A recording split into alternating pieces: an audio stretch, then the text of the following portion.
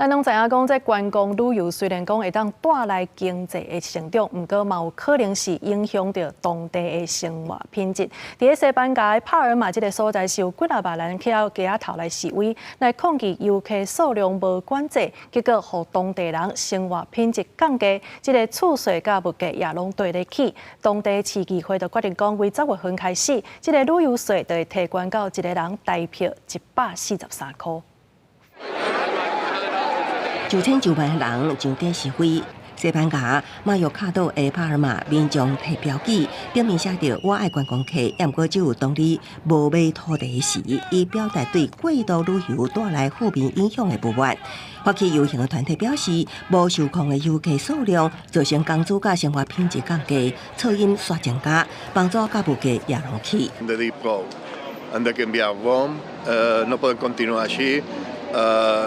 Quan va començar a augmentar molt el turisme, va començar a afectar ja directament a les barriades. S'ha creat una gentrificació total a la ciutat.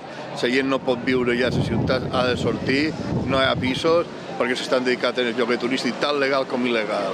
大约有100外的团体参加这场示威，对游客喷水、搁大声喊爱游客回去。饭店甲餐厅代表性的暂时关起来。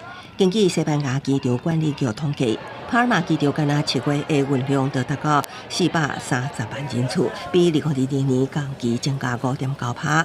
当年有超过1000万外国游客来这度假，这代表帕尔马加做西班牙第3大受欢迎的热天旅游目的地。只是马德里加巴塞罗那，只是过度旅游也带来欠大房加房租升悬的难题。Bueno, que a Mallorca estem cansats de tant de turisme excessiu, un turisme que no val la pena i que no aporta beneficis a l'illa perquè l'estem venent i el pitjor que els residents estem pagant les conseqüències negatives d'aquest turisme excessiu.